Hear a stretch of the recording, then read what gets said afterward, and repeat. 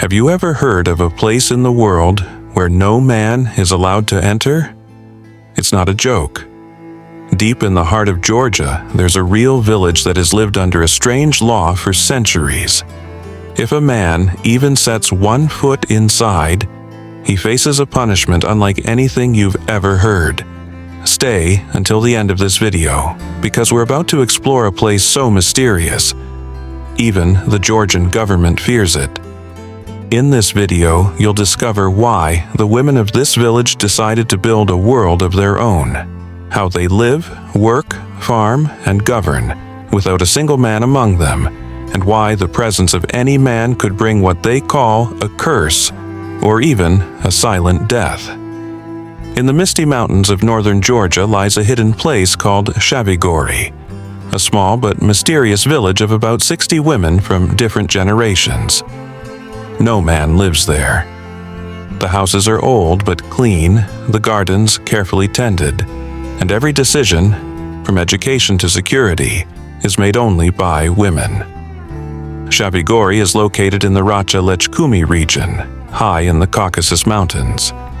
Even on official maps, its name appears faintly, with almost no details. But once you step inside, you feel as if you've left the 21st century and entered a world where time has stopped. They say the story began around 1850. Back then, northern Georgia was torn apart by tribal wars and Russian invasions. Most of the men were killed or forced into the army. The women and children were left alone. No protection, no shelter, no future. So a few young women made a bold decision to build a new place far from men, far from war, far from fear. That's how Shavigori was born. According to local legend, the founder was a woman named Nana Gergadze, who lost her husband and 3 sons in battle. She swore never to speak to a man again, and that vow became the foundation of this strange community. It's hard to believe, but Shavigori is completely self-sufficient. The women plow the fields, raise animals, build homes, and even generate electricity. A small water turbine hidden by the river powers a few houses. They have a tiny school where girls learn to read and write from the age of 6. But life here follows special laws. Every woman who joins the village must renounce 2 things: her father's family name, and all ties to men outside the community. When someone becomes a resident, she receives a new name, usually inspired by nature, like Tamarigul, Serena, or Arosha. Here, identity begins with a woman and ends with one. Children born in the village face a strict rule. If a baby is a boy, he must leave the village when he turns 5. He's sent to live with his father's relatives outside. It's a painful tradition, but for the women of Shavigori, it's a matter of survival, a rule of balance that's kept them safe for generations. Now comes the most chilling part of the story. There's an old belief that the mother goddess protects the village, and that any man who crosses its borders awakens her wrath. Local legends say that when a man steps onto Shavigori's soil, 3 omens appear. The sky turns dark, animals grow restless, and the trees begin to whisper, as if the earth itself is warning him. In 1983, a Russian journalist entered the village to make a documentary. The locals begged him to turn back, but he laughed and said, "I don't fear myths." A few hours later, on his way down the mountain road, his car went off a cliff. The vehicle was found, but his body never was. Since that day, the women of Shavigori say the goddess protected us. Even today, no government official can enter the village without special permission. And if a man absolutely must cross the border, he must kneel, kiss the ground, and swear to never reveal what he sees inside. Life in Shavigori runs on cooperation and loyalty. Every morning, a bell echoes through the central square, a signal for all women to begin the day's communal work. Each woman must contribute at least 3 hours of labor daily, baking bread, weaving, caring for children, or tending to the fields. There are no bosses, no chiefs.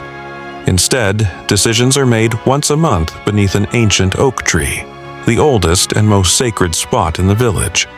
And then there's the test of loyalty, a tradition older than anyone remembers. Any woman who wishes to stay permanently must spend 3 nights alone in the nearby mountains. No fire, no phone, no human contact. They say that if you dream of the Mother Goddess during those nights, you've been accepted. If not, you must leave. To outsiders, it may sound like folklore, but for the women of Shavigori, it's a ritual of rebirth, a cleansing from the past. In the 1990s, the Georgian government proposed turning Shavigori into a women's tourist attraction. But the village elders refused. They said, "We are not a museum. We are free, but not for display." In 2014, a group of female filmmakers were granted rare permission to enter.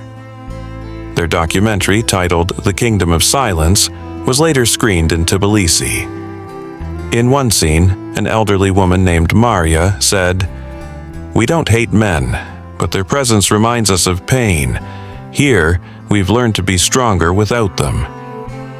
Even today, when local police or aid workers need to send something, a letter, medicine, or food, they must deliver it to a checkpoint called the Women's Border. There, women dressed in white robes and traditional veils accept the packages. No man crosses the invisible line. It's as if Shavigori exists between 2 worlds, the ordinary and the sacred. How does a community without men survive to this day? The answer lies in cooperation and trade. The women produce honey, herbal oil, and handmade fabrics. They trade them for grains and medicine with nearby villages. But the trade is always handled by female couriers, who travel several kilometers through the mountains each week. There's no electricity grid, no internet, no smartphones, yet their order and discipline are astonishing. Even the small school operates with chalk and wooden boards, and by the age of 12, the children can read, write, and do mathematics. There are no doctors, but there are women trained in herbal medicine. For childbirth, they use a potion made from oak bark, a natural anesthetic passed down for generations. And strangely, contagious diseases are almost unheard of there. But perhaps the true secret of Shavigori's endurance is unity. In a world filled with competition and isolation, these women have learned that survival means togetherness. When one gets sick, all help. When a child is born, everyone becomes a mother. And when someone dies, the entire village mourns, because in Shavigori no one is ever alone. Shavigori is more than a village. It's a silent protest, a living message to a world that has long underestimated women. Hidden in the Caucasus Mountains, these women have redefined strength, independence, and survival, not with power or weapons, but with silence, labor, and love. But one haunting question remains. Is this truly a peaceful society? Or has the pain of history simply taken a new form, one without men?